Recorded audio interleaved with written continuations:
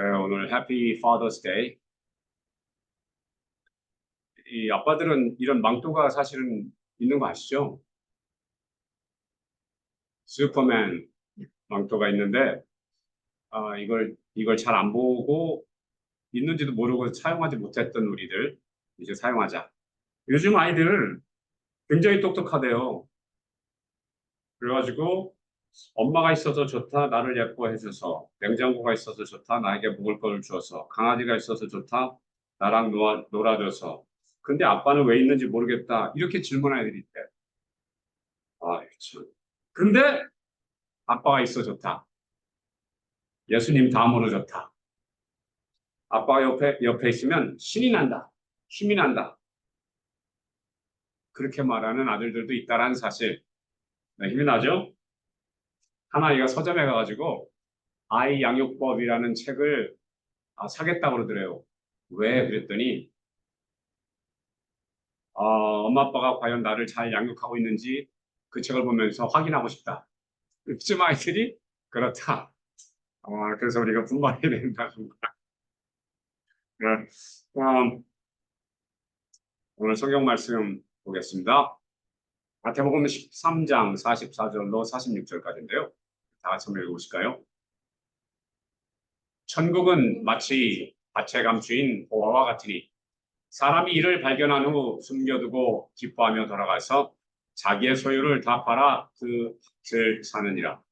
또 천국은 마치 좋은 진주를 구하는 장사와 같으니 극히 값진 진주 하나를 발견하며 가서 자기 소유를 다 팔아 그 진주를 사느니라. 네. 네. 음, 지난주부터 우리가 천국 시리즈를 살펴보고 있는데 예수님께서 마태복음 13장에서 천국은 이와 같으니 하면서 8번의 천국 비유를 하시는 가운데 지난주에는 우리가 겨자와 누룩의 비유를 살폈어요. 이번 주에는 천국은 마치 밭에 감추인 보화와 같다. 그리고 진주를 구하는 장사와 같다라고 말씀하시는 부분을 살펴볼 텐데 왜 그런지 굉장히 궁금합니다. 오늘 지난주에 이어서 정말 놀라운 비밀을 주님께서 말씀하시는 거거든요. 오늘 특별히 아버지의 날을 맞아서 아버지들이 자녀들에게 이 인생 투자 혹은 경영의 비법을 우리가 좀 전수해 줄 수 있기를 바라서 오늘 그 차원에서 이 말씀을 볼 겁니다. 여러분, 인생 속에서 우리가 많은 투자들을 하죠. 어떤 투자를 통해서는 유익을 얻기도 하고 실패도 하기도 하고요. 투자의 비법, 경영의 비법 배우고 싶으시죠? 그거 알아야죠.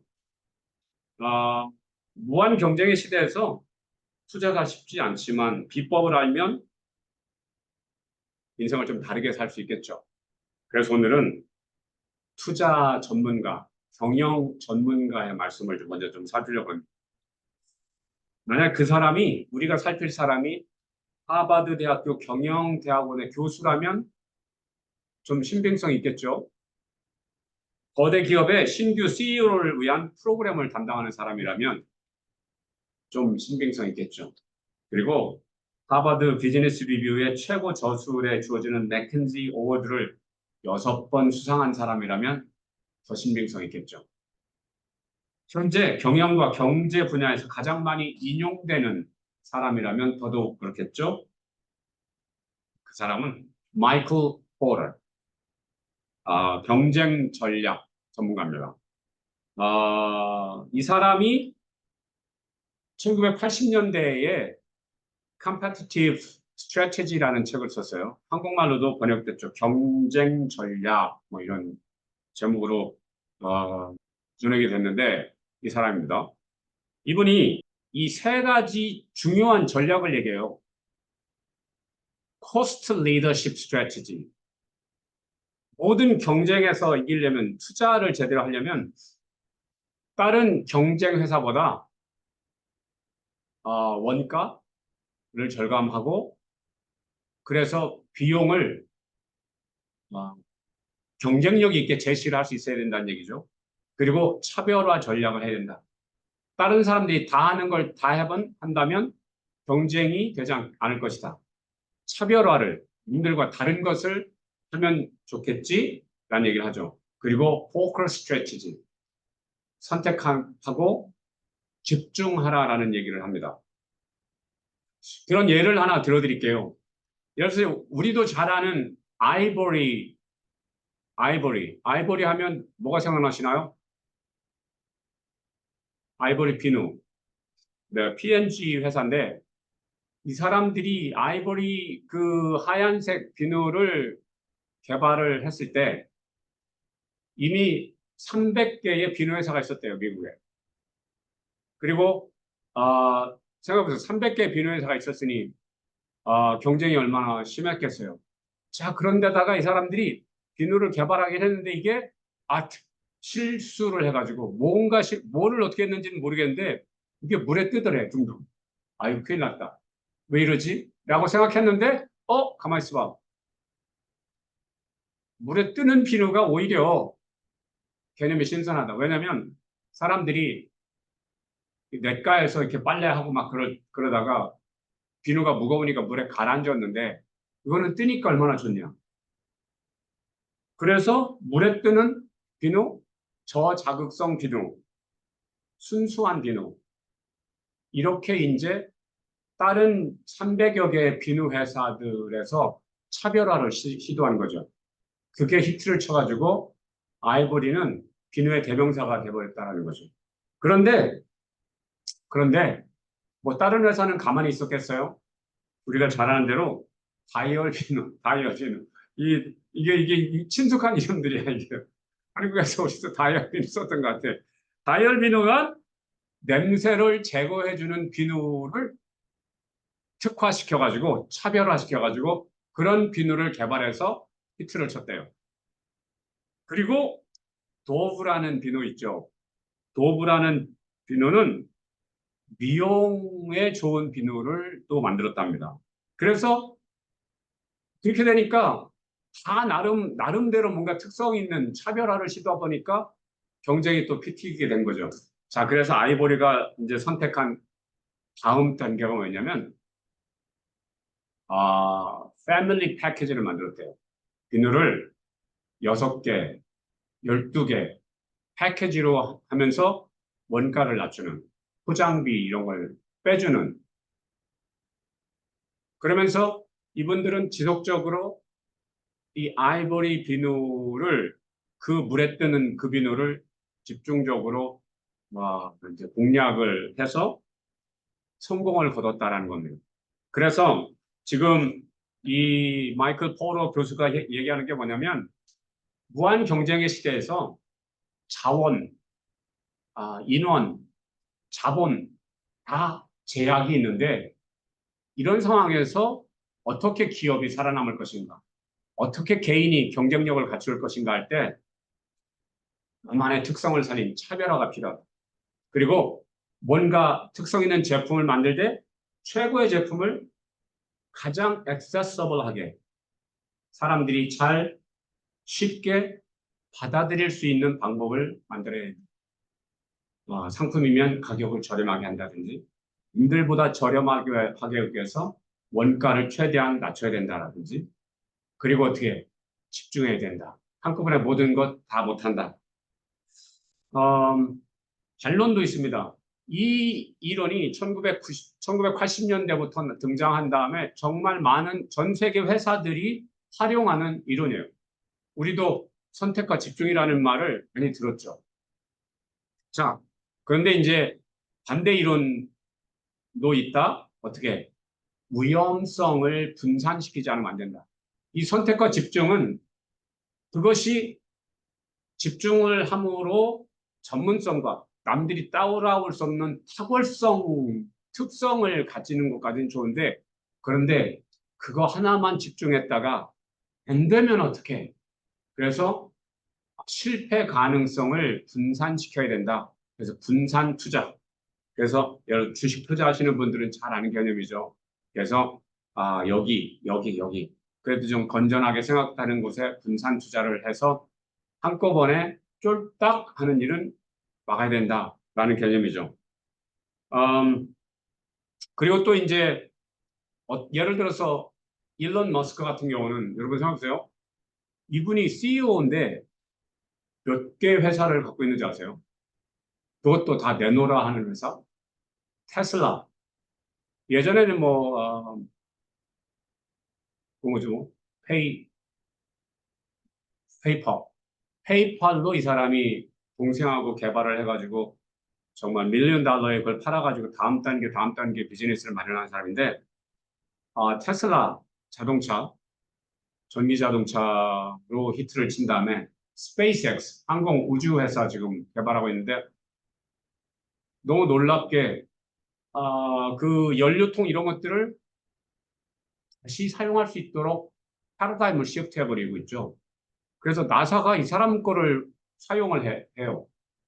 그리고 뉴로링크, 그래서 뇌에 칩을 심어서 그 커뮤니케이션을 컴퓨터라이즈를 하는 것을 하고 있고요. 또 LA와 라스베가스의 땅굴을 파고 있죠. 그렇게 분산해서 하면 그러다가 망한다. 이렇게 생각할 수 있는데 이 사람은 그렇지 않은 게 뭐냐면 이 사람은 그것들을 어떻게 생각하는지 알아요? 나는 한 가지 일만 하고 있어 라고 얘기해요. 뭔데? 이게 여러 개 회사처럼 보이지? 근데 이것도 한 가지야. 인공지능. 인공지능 그 뭐죠? AI 그 로봇들도 지금 만들어서 시판하고 있죠. 그런 식으로 그러니까 분산은 하되 뭐가 있냐면 인공지능이라는 것에 집중을 하면서 그 경지에 올라가니까 다음 단계가 연대해서 보이는 거죠. 그러면서 패러다임을 시프트하고 있는 사람을 우리는 알고 있습니다. 자, 결론이 뭐냐면 1980년대 이후에 마이클 포러라는 학자에 의해서 차별화, 집중화를 의 중요성을 우리는 알고 활용하고 있다라는 거예요. 자, 그런데 오늘 성경에서 우리가 살펴본 본문은 우리한테 무엇을 말해주고 있는가인데요. 여러분, 예수님께서 이런 말씀을 주셨는데 밭에 감추인 보화와 같다. 사람이 이를 발견한 후 숨겨두고 기뻐하며 돌아가서 자기의 소유를 다 팔아 그 밭을 샀다. 저도 마치 좋은 진주를 구하는 장사와 같으니 지극히 값진 진주 하나를 발견하며 가서 자기의 소유를 다 팔아 진주를 샀다. 이게 무엇을 말해줄까요? 이, 여기 잘 읽어보면 뭐가 보이시죠? 올인 한다는 거예요. 올인 한 거예요. 자기의 소유를 다 팔아서 그 밭을 샀다. 진주를 구하자 자기 소유를 다 팔아서 진주를 샀다. 이것이 무엇? 선택과 집중. 마이클 포러가 1980년대부터 말한 그 소위 선택과 집중의 핵심을 예수님께서는 2000년 전부터 강조하셨다라는 거예요. 자, 예수님께서 이 지금 비유에서 말씀하실 때 보십시오. 밭에 감추인 보화를 자기의 모든 것을 다 팔아서 산다. 좋은 진주를 다 팔아서 산다라고 할 때 여러분 우리는 이 속에서 차별성과 호스트 리더십, 원가, 비용 우위 전략과 그리고 집중과 전략을 우리는 보게 된다. 어떻게 볼까요? 차별성은 뭘까요? 아, 지금 밭을 산 이 사람은 농부가 아니에요. 농부가 아니라 이 사람은 보화를 사고 파는 농부들과는 차별된 직업을 가지고 있었던 사람입니다. 그리고 다른 사람들과는 차별된 전문성을 가지고 있었던 사람입니다. 그리고 비용 우위 전략? 잘 생각해 보세요. 이 사람 보화가 감추인 밭을 샀어요. 그 얘기는 뭘까요? 보화를 산 게 아니에요. 밭을 샀어요. 헐값에 밭을 샀어요. 그리고 어떻게 밭에 감추인 보화를 캔 다음에 어떻게 해요? 최고가로 팔겠죠. 그러니까 비용 우위 전략, 정확하게 비용 우위 전략을 구사하시는 거예요. 또 좋은 진주를 샀어요. 좋은 진주를 발견했는데 이거를 누구한테 샀는지는 잘 모르지만 도매상이나 소매상에게 사진 않았을 거라고 봐요. 그 얘기는 뭘까요? 최대한 좋은 진주를 가지고 있는 원주인에게 최대한 헐값을 주고 샀겠죠. 만약에 중간 거래상에게 샀으면 벌써 비용 우위가 생기지 않죠. 그래서 그런 다음에 어떻게? 자기가 가지고 있는 모든 것을 다 팔아서 이걸 샀다. 집중화 전략을 구사하는 사람의 이야기를 하시는 겁니다. 그래서 인류는 1980년대가 돼서야 비용 그리고 차별화, 집중, 공략이라는 전략가가 발견하고 이거를 일반화시켰지만 예수님께서는 2000년 전부터 이야기를 하고 계셨다는 거예요. 그러니까 현대 경영학의 아버지 누구다? 뭐 피터 드러커니, 마이클 포터 이런 사람들 얘기할 수 있지만 우리는 안다.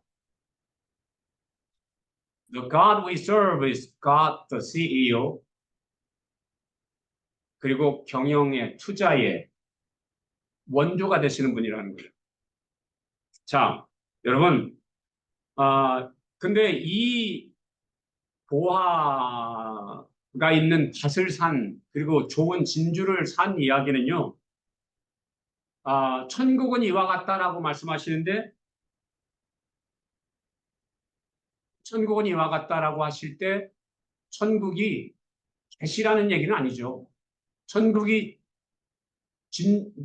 좋은 진주와 같다라는 얘기는 아니죠. 예수님께서 말씀하시는 핵심은 천국은 모든 것을 다 팔아서 살 가치가 있는 거야 라는 얘기를 하시는 거죠. 가치에 관한 얘기를 하시는데 자, 그런데 여러분 이 비유 두 가지에서 우리가 생각해야 되겠다. 예수님께서 말씀하시려고 하는 핵심을 알아야 될 것이 있는데 그것은 뭐냐면 예수님께서는 가장 가치 있는 것을 선점하라라는 말씀을 하시는 거예요. 가장 가치 있는 것을 선점해라. 김유찬 교수가 얘기한 대로 블루 오션을 개척하라라는 거예요. 블루 오션. 그리고 게임 체인저가 되라라는 거예요.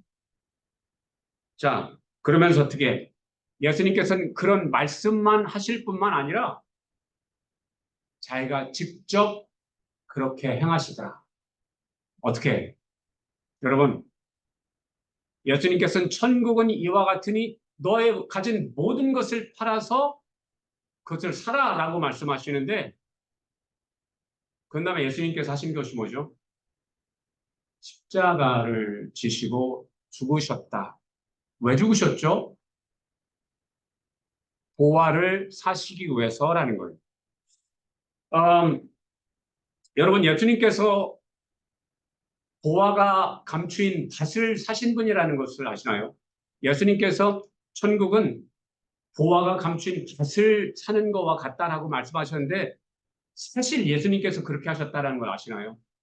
예수님께서 자기의 모든 것을 팔아서 보화가 감추인 밭을 사셨습니다. 보화가 감춘 밭이 어딜까요? 예수님께서 사신 보화가 감춘 밭은 지구예요. 지구에 보화가 감춰 있는데 그 보화는 뭘까요? 우리죠. 왜 그런 논리가 성립될까요? 여러분 그 마태복음 4장 8절에 마귀가 이렇게 얘기를 해요. 예수님 금식하시는 예수님을 지극히 높은 산으로 데리고 가서 천하 만국과 그 영광을 보여 가로되 내게 엎드려 경배하면 이 모든 것을 내게 줄게 라고 말해요. 이 말은 뭘까요? 이거 다 내 거야.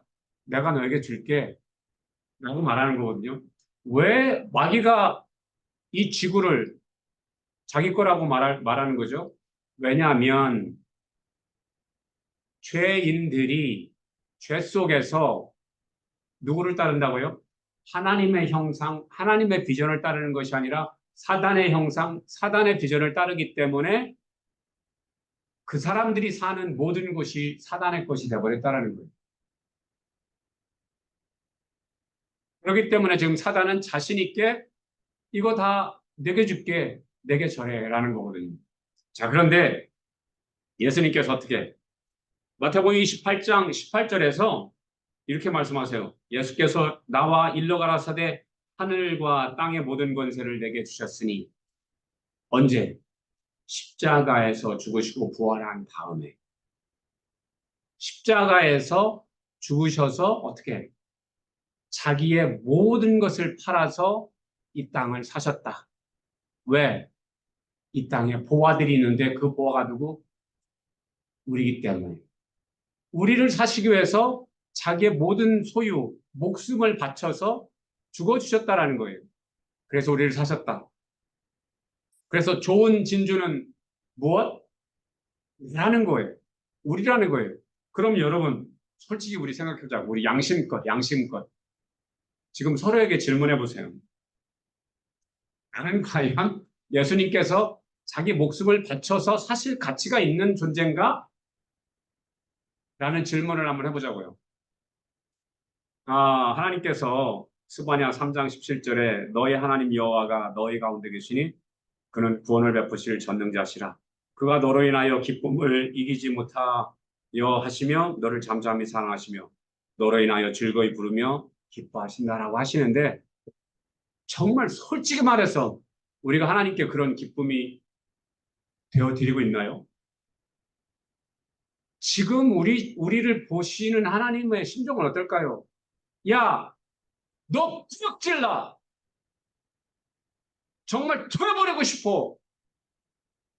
너 언제까지 그렇게 살 건데? 그런 말씀은 안 하실까요? 너는 왜 내가 사랑하는 사람을 너는 왜 사랑하지 않는데? 네가 미워하는 그 사람을 위해서 난 목숨을 바쳤어. 근데 왜 너는 내가 사랑하는 사람을 미워하는데? 이런 목소리는 안 들리시나요? 하나님이 사랑하는 사람을 싫어한다면, 미워한다면 그 사람은 어떻게 될까요? 하나님의, 예수님의 원수가 된다. 쉽게 얘기하면 어렵지 않다. 하나도 어렵지 않다. 아, 모든 죄가 있는데 그 죄성들을 우리가 가지고 살아가는데 미안함을 가지고 살아가는 사람이 있고 어떤 사람들은 내가 뭘 잘못했는데 라고 생각하면 살아가는 사람들도 있다. 그런 사람을 하나님께서 어떻게 생각하실까요? 토해버리고 싶다라는 거죠. 정말 나 스스로를 생각하면 도저히 하나님께서 사랑하실 수 있을 것 같지 않다.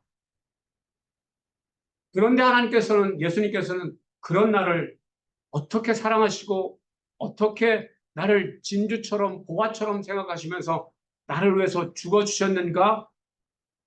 그 질문에 답을 얻어야 됩니다. 답이 뭘까요? 그냥 우리는 그동안 그냥 나는 전혀 가치 있지 않는데 예수님께서 강권적으로 사랑하시니까 그 사랑에 그 사랑에 힘입어서 내가 살아갈 수 있는 거죠. 네. 그것도 아름다운 진실 가운데 답이에요. 그런데 정답은 이겁니다. 하나님께서 예수님께서 우리를 위해서 죽어주실 정도로 우리를 사랑하시는 이유는 뭐냐면, 실제로 우리가 가치 있는 존재이기 때문에 그런데요. 그 증거는 우리가 하나님 형상으로 지음받았다라는 사실. 근데 그 하나님의 형상이라는 말이 의미하는 게 뭐냐면, 말을 할 수 있고, 직립보행이고, 만물의 영장이고, 뭐 이런 것도 있지만, 결론이 뭐냐면, 우리를 지으신 비전 때문에 그래요. 솔직히 말해서 우리의 과거와 우리의 현재로 우리를 평가하자면 우리는 정말 말도 안 되는 존재예요. 그런데 우리가 하나님께서 우리에게 부여해 주신 기업, 비전의 기업을 알아차리고 그 기업을 실현하는, 완성하는 사람이 된다면 어떤 일이 벌어지냐면 천사도 흠모하는 사람이 된다는 사실입니다. 어떻게? 우리가 지난주에 배웠어요. 우리가 다 예수님께서 우리를 위해서 겨자씨 같이 되어주셨고 우리가 겨자씨 같이 되어진다라는 사실인데 그 겨자씨가 자라면 어떻게 된다고요? 그 겨자씨가 자라서 십자가가 되다. 십자가를 지는 사람이 되다. 예수님께서 나를 위해서 겨자씨로 오셔서 십자가를 지시고 나를 죽어주시는 것까지 성장을 하셨는데 그게 우리가 성장할 최대치다라는 거죠. 나 때문에 누군가가 행복해지는 것. 이 때문에 누군가가 인생이 활짝 피어나는 것. 그런 거죠. 그래서 예수님께서는 개인적으로 우리가 겨자씨처럼 자라나야 된다는 것을 말씀해 주시고 누룩처럼 내가 나에게 기업으로 주신 비전의 공동체를 성장시켜야 된다는 말씀을 해주시는 거죠. 그런데 그것을 하기 위해서 오늘 또 다른 경영 전략을 예수님께서 말씀해 주신 것입니다. 그것은 뭐냐면 집중해라, 집중해라, 집중해라. 내가 너에게 준 비전에 집중해라. 우리가 예수를 모를 때면 어떻게 하죠? 무당도 찾아가고 목사님도 찾아가고 스님도 찾아가서 미래를 점치려고 노력하고 혼돈 속에서 철학도 찾고 모두 찾고 하잖아요. 그러나 예수님을 만난 다음에는 예수님만 찾으면 된다는 것을 우리가 알죠. 자, 그런데 놀랍게 믿음이 있는 사람들 속에서도 얼마나 많은 혼돈이 있는지 몰라요. 어떤 혼돈? 나 예수님께 축복을 받으려니까 교회에서 시키는 거 다 해야 되고 목사님이 시키는 거 다 해야 되고 또 사람들이 나한테 부탁하는 거 다 해야 돼. 거절하면 안 돼. 그러니까 그걸 보고 머사야 신드롬, 컴플렉스라고 얘기하거든요. 내가 예수님처럼 되지 않으면 안 되라는 거예요. 그래서 모든 예배, 여기서 부흥회하면 저희 가서 은혜 받을 거예요. 또 이 일 해달라 그러면 해야 되고 저 일 해달라면 해야 되고 그래서 정말 어떤 위대한 성도들 보면 아침 새벽 예배부터 시작해가지고 밤늦게까지 정말 교회 일 헌신하는 분들 많아요. 사실 어떻게 보면 그런 헌신 때문에 교회들이 성장했고 세계 선교도 이만큼 감당하는 부분이 있죠. 그런데 그거의 단점은 뭐냐면 구원의 확신이 없기 때문에 의무적으로 두려움 속에서 하는 부분이 있다라는 사실. 그리고 또 하나님께서 나에게 궁극적으로 원하는 비전의 일을 모르기 때문에 이 일도 행하고 저 일도 행해야 하나님의 은총을 입는다라고 혼돈 속에 생각하시는 분들이 계시다라는 거예요.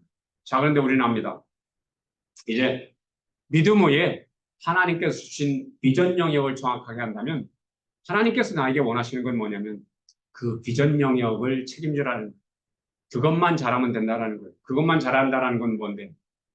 내가 하나님의 형상을 입는 것 그리고 그 나에게 기업으로 허락하신 비전 영역에 모든 사람들에게 내가 겨자씨처럼 되어서 십자가를 진다라는 사실. 내 비전 영역을 내가 누르게 된다라는 건 흔적도 없는 사람이 돼서 눈은 감추고 그들을 성장시킨다는 것이죠. 오늘 말씀은 뭐냐면 그것에 집중해라. 집중해라. 절대로 혼돈 속에서 이 일도 행하고 저 일도 행하려고 혼돈스럽게 바쁘게 살지 말아라. 그래서 오늘 주님께서 말씀하시는 건 너희가 가지고 있는 모든 것을 다 팔아서 천국을 사라. 그런데 이 천국이 어떻게 사야 되느냐? 나에게 허락하신 천국의 분깃이 있다. 그게 비전이다. 비전 영역이다. 그것에 집중해라. 그래서 우리가 나중에 주님께 갔을 때 주님께서 물어보실 거거든요. 내가 너에게 준 분깃, 그 기업을 어떻게 하다 왔니? 그게 예수님께서 청지기에게 장부 가져와 봐 라고 하는 거죠. 그래서 저는 예수님께서 주신 이 영역에서 2배로 남겼습니다. 5배로 남겼습니다. 라고 말할 수 있는 우리가 되어야 한다. 그러기 위해서 어떻게? 이 일, 저 일?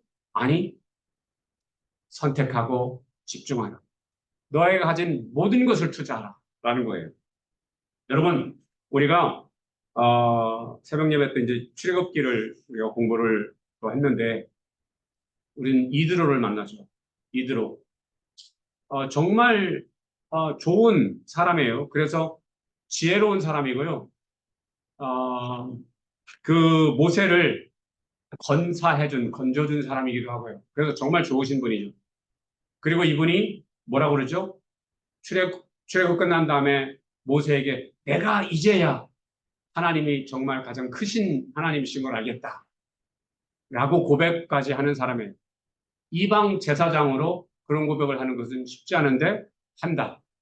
자, 그런데 이드로 분명 좋은 사람이고 그리고 자기가 가지고 있는 재물로 이 양을 잡아서 제사도 드리고 하나님께 제사도 드리고 그리고 이스라엘 리더들과 함께 식사도 하는 정말 덕 있는 사람이에요.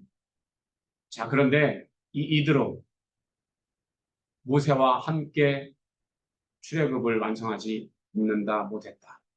이 애들은 모세가 강청에서 같이 가지만 이들은 그렇지 않았다. 좋은 것 알지만 끝내 같이 가지 않았다. 이게 그냥 하나님이 참 신 하나님이구나라고 알고 믿는 것까지만 가면 안 된다. 비전을 공유하지 않으면 안 된다. 그래서 그 비전에 올인하지 않으면 안 된다. 이드로 말고 우리가 또 다른 드로를 만나죠. 동명이인이에요. 베드로는 어떻습니까? 그 깃던 그물을 뒤로하고 아내를 뒤로하고 비전에 올인하죠. 끝내 십자가에서 거꾸로 매달려 죽죠. 우리는 이드로가 될 수도 있고 베드로가 될 수도 있다. 오늘 마이클 포러의 이 집중화 전략, 차별화 전략, 원가, 비용, 리더십의 전략 이것을 통해서 우리는 2000년 전에 예수님께서 우리에게 알려주신 경영 비밀 1980년에 마이클 포러가 얘기한 것 예수님의 이론 속에 다 들어있더라. 성경에 이 3줄에 다 들어있더라. 우리는 그런 예수님을 섬긴다. 그런 예수님께 차원이 다른 복음을 우리는 받았다. 그래서 이제 우리가 차원이 다른 믿음 생활, 비전 생활, 교회 생활을 할 수 있기를 바랍니다. 여러분, 다시 한번 말씀을 좀 읽을까요? 천국은, 다 같이 한번 읽어보실까요? 천국은 마치 밭에 감추인 보화와 같으니 사람이 이를 발견한 후 숨겨두고 기뻐하며 나가서 자기의 소유를 다 팔아 그 밭을 사느니라. 천국은 마치 좋은 진주를 구하는 장사와 같으니 극히 값진 진주 하나를 발견하며 가서 자기의 소유를 다 팔아 그 진주를 사느니라. 이렇게 비밀을 말씀하시고 예수님께서 하시는 것이 있다. 다 같이 읽어보시죠. 천국은 마치 밭에 감춘 보화가 같으니 예수님이 이를 발견한 후 숨겨두고 기뻐하여 돌아가 가서 예수님의 소유를 다 팔아 그 밭을 사느니라. 이 밭이 어디라고요? 지구다. 이 밭에 감춘 보화는 뭐였다고요? 나다. 나를 사시기 위해서 이 지구라는 밭을 자기의 목숨을 버리셔서 사시더라는 겁니다. 그리고 다 같이 있죠? 천국은 마치 좋은 진주를 구하는 장사와 같으니 극히 값진 진주 하나를 발견하며 가서 예수님이 소유를 다 팔아 그 진주를 사느니라. 여러분, 다시 한번 묻겠습니다. 예수님께서 나를 어떻게 보고 계신다고요? 좋은 진주라고 평가하고 계신다고요. 나는 뭐라고요? 좋은 진주. 어떤 값어치를 가지고 있죠? 예수님께서 자신의 모든 소유를 다 팔아서 사셨던 나는 그런 가치의 좋은 진주. 아멘. 내 집에 있는 그 사람은 좋은 진주다? 아니다. 좋은 진주다. 내 자녀들은 나를 가슴 아파하게 하는 또 누구는 좋은 진주다? 아니다. 좋은 진주다. 두 분들을 위해서 예수님은 십자가를 지셨고 목숨을 버리셨다. 그러면서 예수님께서 우리에게 말씀하십니다. 자, 다 같이 읽어보시죠. 천국은 마치 밭에 감추인 보화와 같으니 밑줄은 무엇? 아니, 내 이름을 넣으시기 바랍니다. 천국은 마치 밭에 감추인 보화와 같으니 샬롬이 이를 발견한 후 숨겨두고 기뻐하여 돌아가서 샬롬의 소유를 다 팔아 그 밭을 사는. 내가 정말 한 사람, 예수님을 통해서 구원받아야 될 사람, 예수님의 비전을 받아야 될 사람 한 사람을 위해서 내가 올인하자. 여러분, 예수님께서 나에게 올인해 주셨어요. 예수님이 나한테 올인해 주셨다고요? 네. 모르셨나요? 왜 모르셨을까요? 내가 예수님께서 나를 위해서 올인해 주셨다는 것에 관심 갖지 않기 때문에 예수님은 내 가슴팍에 오셔서 문을 두드리고 계시는데 그 문소리를 못 들으셨던 거죠. 그러나 오늘도 예수님께서는 나와 동행하신다. 내 손 꼭 붙잡고 가신다. 근데 자, 손 한번 해보시죠. 이 손에 예수님 손 느껴지십니까? 예수님께서 꼭 내 손을 붙잡아 주시는 거 느끼시나요? 정말 아멘. 정말 아멘. 내가 만약에 그게 안 느껴지면 그동안 내가 예수님으로부터 마음이 멀어졌던 것, 식어졌던 것. 진실은 그럼에도 불구하고 예수님은 지금의 순간에 내 어깨에 포근히 감싸고 계신다. 그러면서 You are my beloved. 나의 사랑하는 자야라고 말씀해 주고 계신다. 다 같이 읽으시죠. 천국은 마치 좋은 진주를 구하는 장사와 같으니 극히 값진 진주 하나를 발견함에 가서 샬롬의 소유를 다 팔아 그 진주를 사느니. 오늘 다 같이 눈을 감고 정말 예수님께서 나를 보화처럼 생각하시고 정말 나를 좋은 진주로 생각하셔서 나를 위해서 십자가에서 모든 것을 다 바쳐서 사셨단 말인가? 이 질문을 스스로 해보시고 아멘이라고 하실 수 있기를 축복합니다. 왜냐하면 그것이 진실이기 때문입니다. 지금은 내가 아무것도 가진 것도 없고 아무 영향력도 없는 것 같지만 그것은 내 생각, 주님의 생각은 다릅니다. 너는 보아야. 너는 좋은 진주야. 네가 지금은 허접한 것 같지만 그러나 내가 너에게 준 비전을 나는 알지. 너는 영화롭게 완성될 거야. 너는 누룩과도 같이 내가 너에게 준 기업을 아름답게 다 변화시킬 거야. 내가 너에게 준 비전의 기업에 속한 모든 사람을 복되게 변화시킬 거고 그들이 또한 나를 영화롭게 할 거야. 천사도 흠모하는 일을 너희가 하게 될 거야. 그 아름답고 복된 비전을 우리 속에 담아두셨기 때문에 그 비전의 완성점으로 우리를 대하시기 때문에 하나님은 우리를 기뻐 받으십니다. 지금은 연약하지만 너는 성숙할 거야. 너는 변화될 거야. 너는 완성될 거야. 좋으신 하나님, 저희를 그렇게 비전의 관점 속에서 바라봐 주시고 기다려 주시고 함께 동행하셔서 그 지점까지 그 목적지까지 저희들을 안전하게 인도하여 주시는 예수님 감사합니다. 영광 받아 주옵소서. 저희도 또한 곁에 감추인 보화를 저희들의 자녀 속에서 발견하고 저희들의 이웃 속에서 발견하면서 그들을 사겠습니다. 그들을 사기 위해서 그들에게 밥도 사겠고 선물도 주겠고 사랑을 주겠습니다. 그래서 그들이 주님의 사랑을 알 수 있도록 하겠습니다. 주님의 비전을 알 수 있도록 하겠습니다. 주님 영광 받아 주시옵시고 저희들을 마음껏 사용하 주시고 저희들이 허락하신 비전뿐만 아니라 프로비전을 주신 하나님을 찬양하고 영광 돌리며 예수님의 이름으로 기도합니다. 아멘.